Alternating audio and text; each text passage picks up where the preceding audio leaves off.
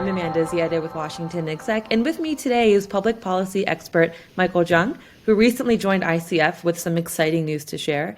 So first, I'd like to thank you for joining us, Michael. Thanks for being here. It's a pleasure. Thanks, Amanda. Of course. So can you share with us the latest news from ICF's Climate Center? So the Climate Center launched last year, and it's a platform, a thought leadership platform, a way of integrating ICF's expertise across all the different climate impacts, mitigation, adaptation, resiliency work that our over 2,000 professionals have been doing for over 40 years. The Climate Center has brought on an executive director, and I'm pleased and honored and humbled to have the opportunity to fill that role. Awesome. Well, congratulations. That's very exciting. So what does your role as the first executive director of the Climate Center entail?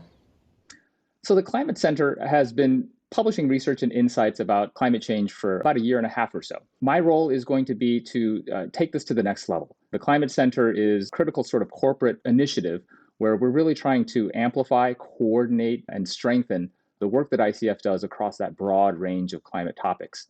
My personal expertise is in the utility space. I've been working on energy infrastructure for a long time now.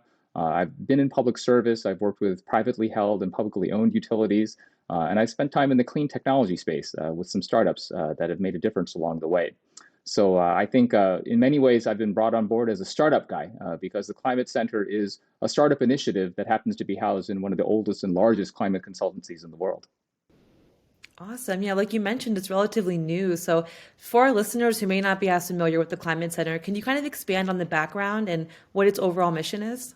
Yes.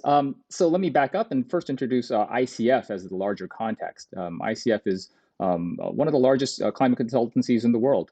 There's over 8,000 professionals across a range of different industries.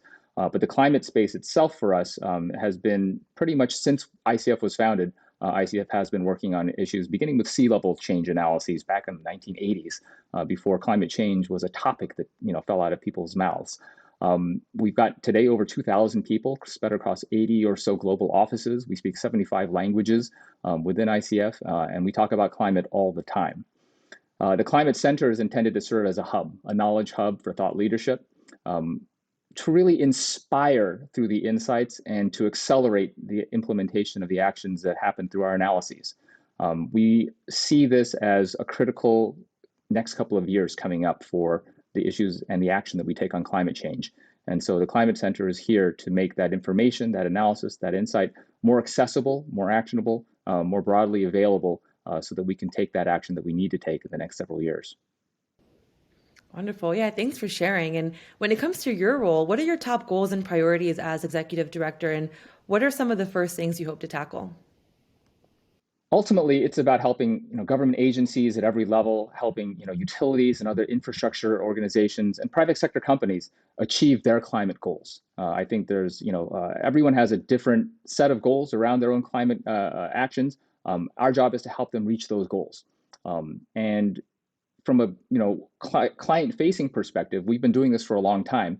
From a Climate Center perspective, it's about coordinating the insights that our experts generate from across that wide range and using that to cross-fertilize so that we can develop insights and do analyses, maybe asking questions that our clients aren't yet asking themselves, and making that information more broadly available, free whenever we can, so that people can really feel like they're not at square one. Climate is enormously complex, and there aren't any easy, certainly not any sound bites sized solutions.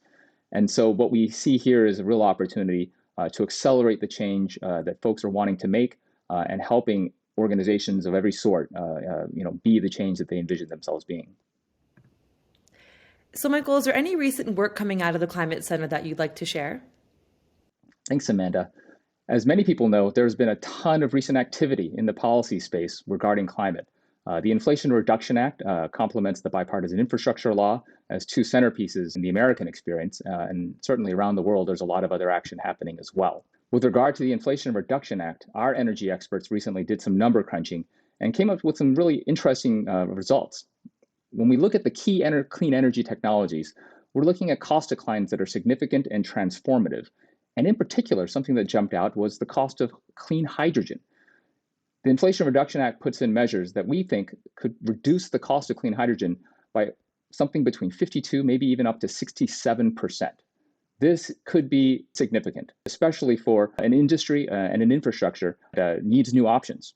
We wanted to share that as an example of what the kind of insights that the Climate Center produces and can make available to open up new opportunities and options as we tackle climate change together. And I have to ask, what does the sign behind you say? A lot of people are curious. Behind me, it says read. This in my house is our reading nook. This is where, before I tuck my kids into bed at night, we sit down and read a book when we can. For me, reading exemplifies what we do at the Climate Center. There's a ton of information. There are a ton of books. But it's not until you've read that book that that information gets turned into knowledge. And it's sort of the function of the Climate Center to turn the information, the analysis, and that raw data that's out there into insights and analysis that we can actually make accessible and accelerate the action that we take upon it. And so in many ways, reading, I hope, is my kids' ultimate superpower. And to the extent that the Climate Center can help accelerate action by making that information more actionable and accessible as knowledge, then we'll have done our work.